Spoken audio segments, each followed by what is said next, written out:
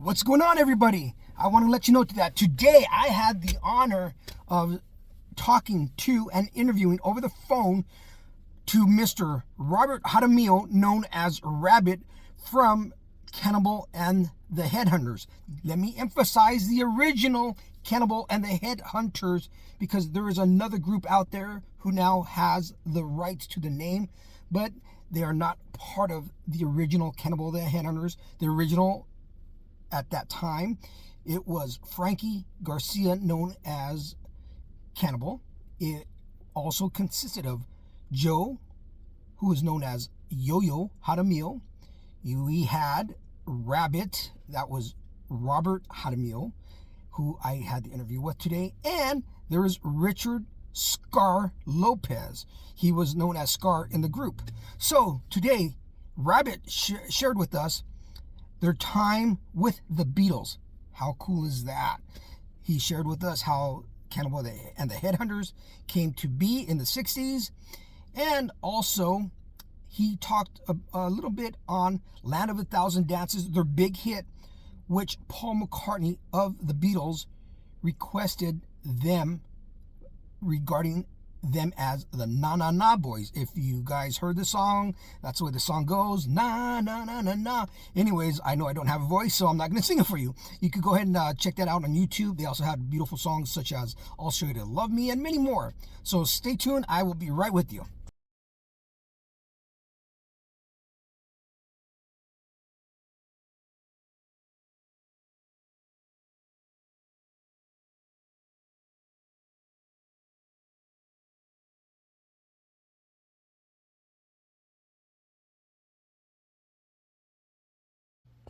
Okay, everybody, what's going on? This is Richard R.J. Rodriguez. I am actually on the phone with Robert Rabbit Jaramillo, a.k.a. Rabbit from Cannibal and the Headhunters, the original. I'm on the phone. Rabbit, what's going on, my brother? Not much, man. Not much. It's good to hear from you and good to talk to you today. Thank you. Brother, I miss you, and I miss performing with you on stage as we've done shows together. And with Steven Chavez, remember those days? Yes. Yeah, Steven Chavez was the promoter of these shows, but I was wondering. Okay, let's take it back a little bit to when you guys were teenagers. You guys were singing together with Frankie. Can you give us a little detail on that, when you guys first met and how it all happened? Okay, well, it was just me and Scar and Yo-Yo. And then they wanted to bring somebody else in, so they brought Cannibal in. So then that's how he got the name Cannibal.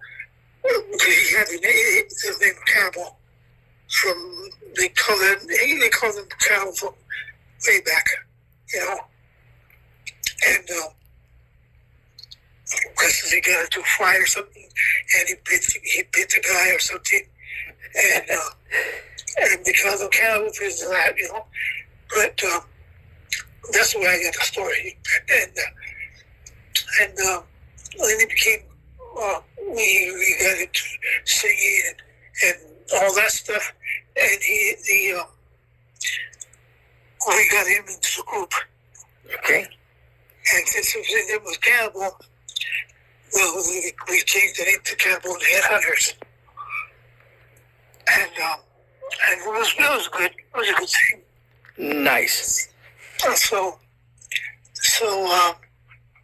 we did a lot of performing, we did a lot of touring, and we started getting good. And we did this Cannibal the Headhunters with our song, Land of a Thousand Dances. Right. And we started going all over the place, singing that song, and doing the rowboat. Cool. It was cool. And it was a good time. And before that, you guys were singing, and it was the showcases formerly known as the Zulu Warriors, if I recall correctly. Yeah, they had that name. And they taught you guys how to harmonize singing?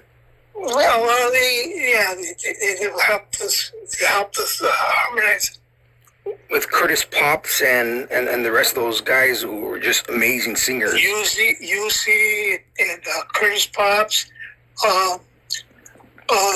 Hubbard, and Tommy Johnson. Oh yes, I remember Tommy. And then after a while, it was Tommy and Pops. And Pops, and they were all tiptoeing, and they got me. They put me into the group. I remember that. You guys did a show for me. Yeah. Remember that show you did for me? Yeah. That was an amazing show that you guys did for me. And then I remember you guys at their house in West Covina when we were all there with Scar. Remember that? Yeah. So when... It was good times. Oh, yeah. And that was from... they were from Hazard also? Right. That was a portion out of East Los Angeles known as Hazard. Yes. They were from the Ramona Gardens projects. So Ramona Gardens. Yeah, Ramona Gardens projects. And we had a good time. It was always... And they were practice right there in the yards, you know. The gardens, the Ramona Gardens projects. And they would sing, and then we'd come around, and then we would sing, and then we have a little push and pull you type of thing, you know? Right. It was a lot of fun. Oh, we sing a song, and we sing a song, and they would sing a song, and then we would top their song, and we would come up and top our song, and you know, we go back and forth, you know. We had a good time. It was... That's so cool, to do that with both of you guys, well-known groups, and then from there, after you guys were performing with them in the early '60s, I suppose that was right, about 60. What I want to say 63, 64. Right around in there. And then you guys, were in the chicken coop. Can you tell us about the chicken coop?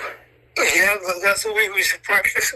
But we would go in there, look for a place to practice, and that's the only place that we could practice, where nobody would bother us. We would go to the chicken coop, and we sit there, we harmonize, and we play act, That is so cool. And it was a literal chicken coop, Yes, yes.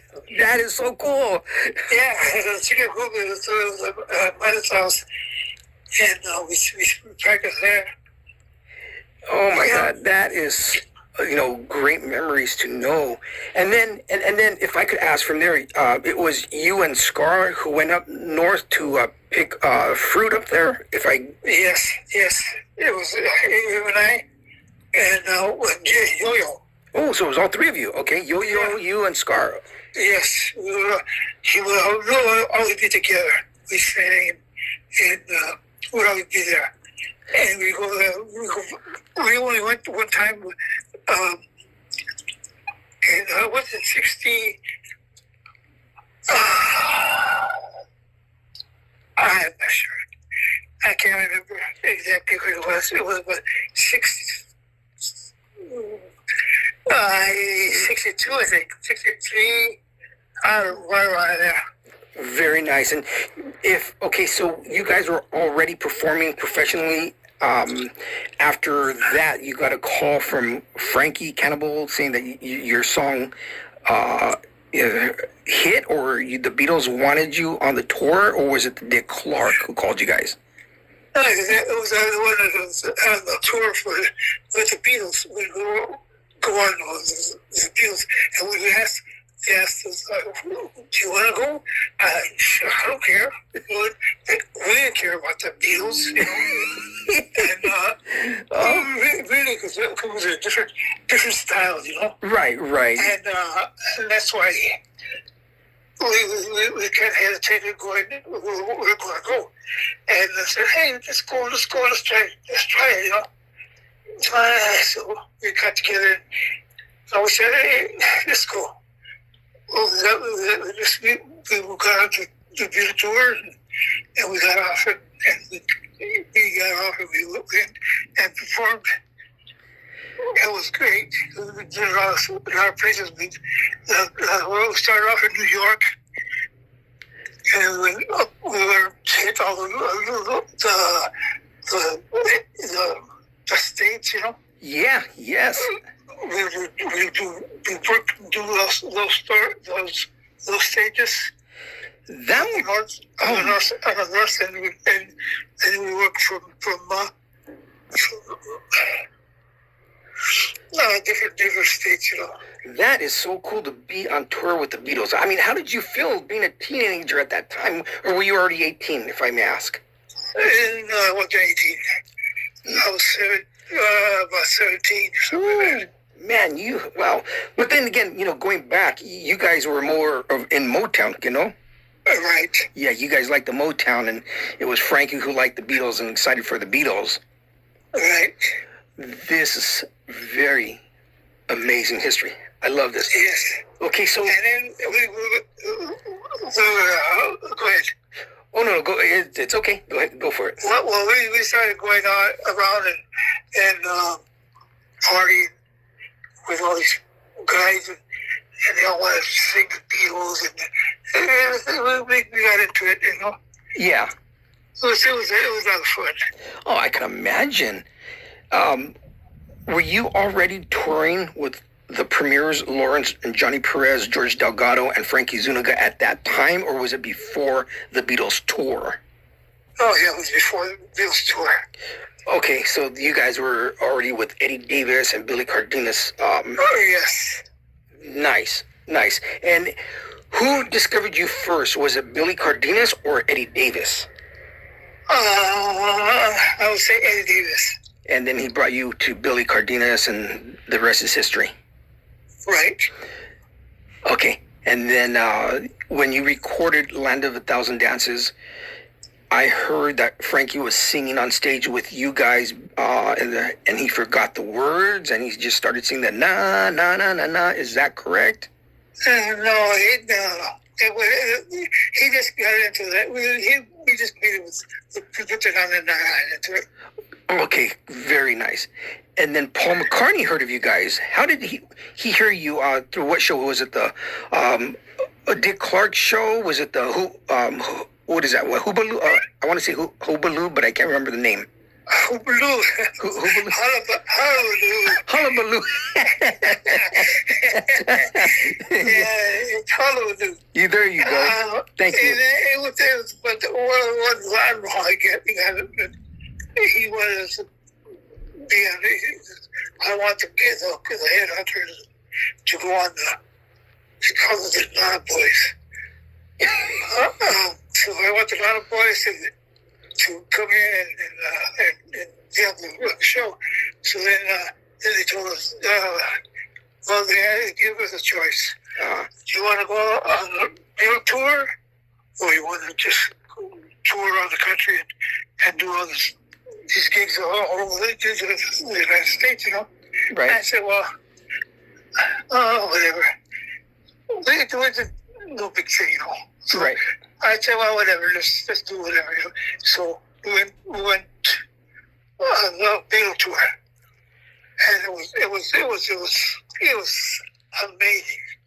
I could imagine, man. Amazing, man. Wow, just being on the plane with them, and being able to talk to them, and being treated with royalty, where you guys were going to the hotels and the stadiums you were performing at.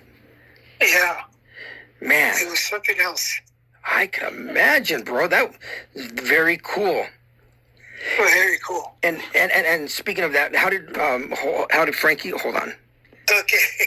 Okay. So all of you guys, the Cannibal and the Headhunters, were on tour with them.